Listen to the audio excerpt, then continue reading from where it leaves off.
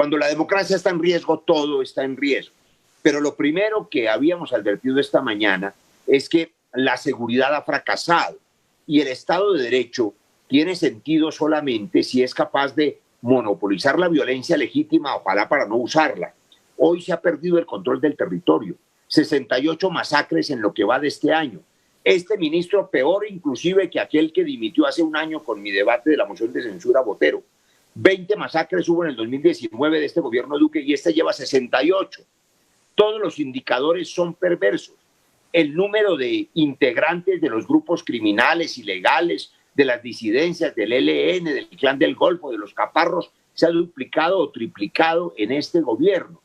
Las cifras de erradicación son falsas, allí hay falsos positivos. La verdad es que no les dan las cuentas ni siquiera si fueran de tendero. Proclamaron en todas partes, mintiéndole a Colombia, que el problema y la desgracia era la herencia maldita de las 200.000 hectáreas y era culpa del acuerdo de paz. El señor Botero dijo hace un año que había erradicado 100.000. El señor Carlos Holmes iba a decir, pero no se atrevió a mentir, porque el documento se lo saqué antes de que lo dijera, que él ha erradicado en este año 94.000 hectáreas. Es decir, si ya han erradicado 194.000 y eso fue lo que recibieron, ya no hay ninguna mata de coca en Colombia. Pero sin embargo se han gastado billones de pesos en esa falsa erradicación. Denunció otra cosa. No están contándole a los colombianos las coordenadas de esa supuesta erradicación. Las coordenadas, y eso lo sabe mejor el experto, quizá uno de los que más sabe en Colombia de ese asunto, que es el profesor Daniel Rico, columnista de Semana. Pero además otras cosas, tantas cosas graves.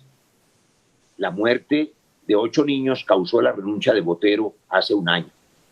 Hoy he denunciado, el país no lo sabía, el ministro hoy se atrevió cínicamente a decir que no era su papel informar. No son 8, no son 10, no son 12. 36 niños y niñas han muerto con balas de agentes del Estado. Y yo estoy preguntándole al ministro, primero, ¿por qué no le informó a Colombia? Y segundo, ¿cómo murieron? ¿Quién los mató? ¿En ataques? ¿En combates? ¿Estaban armados? ¿Mataron a esos 36 niños en el marco del derecho internacional humanitario? Para ponerle solo un caso, aquí tengo el listado completo del día, la fecha, la hora, el lugar. Estas son cifras oficiales de medicina legal. Aquí hay una niña de 13 años que murió el 10 de marzo del 2020, siendo ministro, por supuesto, Carlos Holmes, en marzo, en Maicao, Guajira, en la cabecera municipal. Yo creo que los parientes de esa niña y los colombianos tenemos derecho a saber si esa chiquita de 13 años era una enemiga del Estado, si estaba armada, en qué condiciones la mataron. Y esa información se le ocultó a Colombia. Botero se fue por 8 niños muertos en el bombardeo del Caquetá improvisado. La revista Semana de Justicia y muchas entidades investigadoras nos dieron la razón hace 2 meses.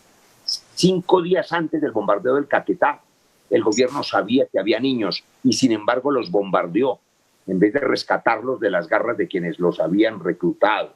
Y hay 3 niños desaparecidos, una de ellas de 15 años, que en el bombardeo se le fue amputado su brazo derecho. 2 meses después apareció de la mano de los militares. Una noche cualquiera llegaron a Bienestar Familiar y al día siguiente volvió a desaparecer. ¿Dónde está esa niña?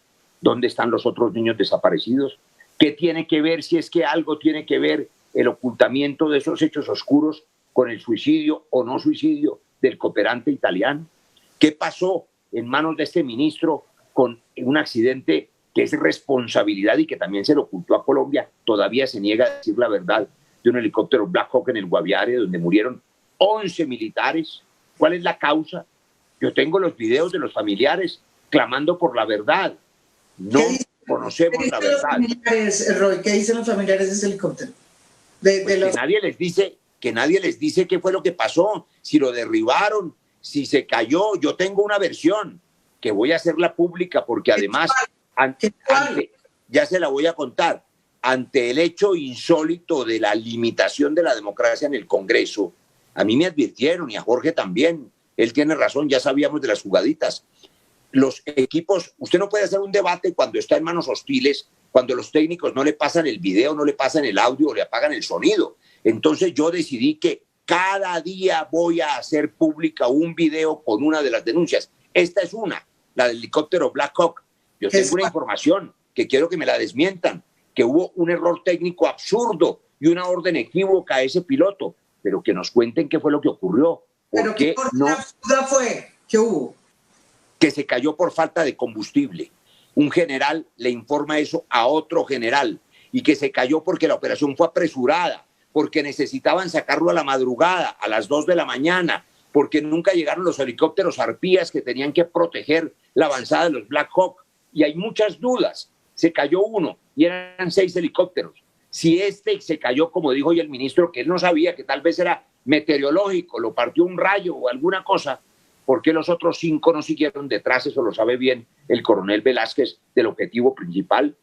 ¿Por qué no siguieron detrás de Iván Mordisco? ¿Qué fue lo que pasó en ese operativo? Pero no lo hizo improvisadamente un batallón cualquiera, nada menos que el Comando de Operaciones Especiales, que es el más sofisticado del ejército. ¿Qué fue lo que falló allí? Murieron 11 personas por mala planeación, porque las coordenadas fueron saboteadas, porque los traicionaron, por lo que haya sido.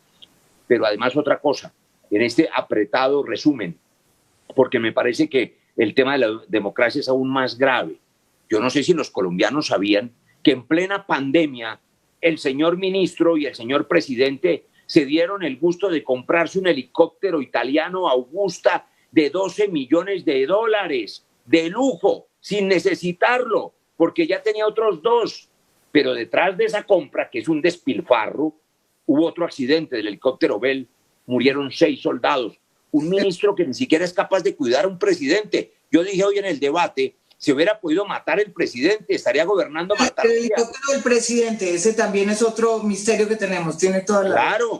Claro, pero no solamente por errores técnicos, es que se caiga el helicóptero de un presidente es motivo suficiente para renunciar a un ministro, pero además de que mataron esos 6 soldados y no dan explicación en ese accidente, compraron un helicóptero de lujo italiano de $12 millones. Yo denuncié que no era cierto, que era falso, que era mentira lo que le informó a los colombianos en la primera ocasión, que era con el seguro. Y hoy tuvo que sacar otras cartas y decir que no era con un seguro, sino con 3. Cualquier persona que esté viendo Semana en Vivo hoy sabe que si le roban su carro o se lo siniestran y la aseguradora se lo paga, con la platica puede ir a comprar el mercado, los víveres, lo que sea más urgente. En plena pandemia lo que les pareció urgente fue comprar un helicóptero, un juguete de lujo italiano para el presidente, que ya tenía 2.